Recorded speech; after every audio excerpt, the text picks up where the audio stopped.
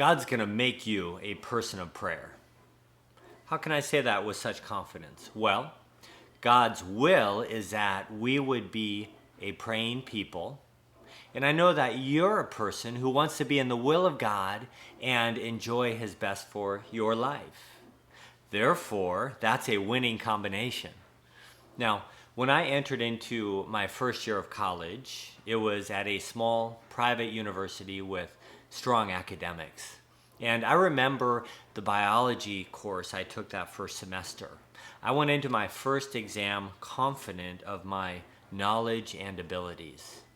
When I got my grade back on that very first exam in that biology course, my freshman year, I was shocked because my grade was terrible.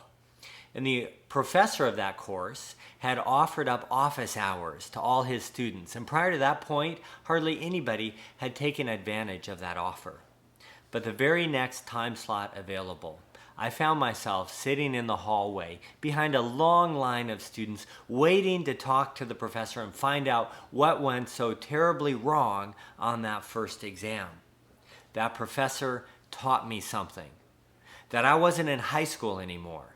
And if I was going to make it through college and do well, I would need to up my game. I would need to develop some new study habits. You see, that moment of pain brought change in my life. Now, I responded in that moment.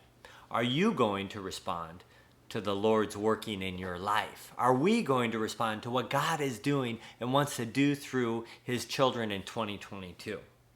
How does God make people? How does he shape us into people of prayer? Well, God can do it in a number of different ways, but this I know, that oftentimes God will redirect our focus and make us into a praying people by allowing us to recognize our true need.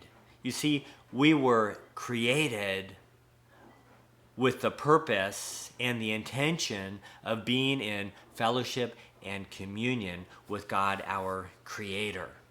And oftentimes when we recognize our needs, that's when it drives us into becoming a people of prayer. When we realize that we can't do life on our own. When we realize that all the ambition we have in life can suddenly be stripped away by a series of bad choices or negative circumstances. When we recognize our true need, that drives us to the place of prayer. But when we go to that place of prayer and we suddenly discover what we've been missing, then that changes everything. I want to read you a quote by E.M. Bounds, a great late author who was prolific on the topic of prayer.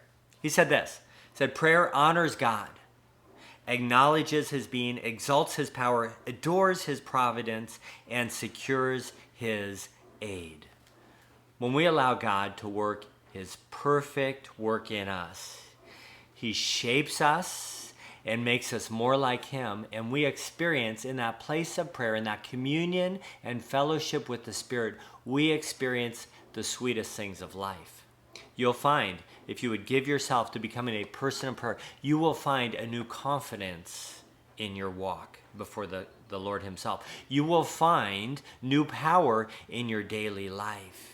You will find a new peace that comes in you from God himself. If you would give yourself to that place and that posture of prayer, you will find that suddenly those things that you thought were so significant pale in comparison to what really matters the most in life. So I'm going to encourage you, let 2022 be the year that you devote to walking humbly before God and becoming a person of prayer. It's going to change your life radically and forever. God bless you. Enjoy the rest of your day.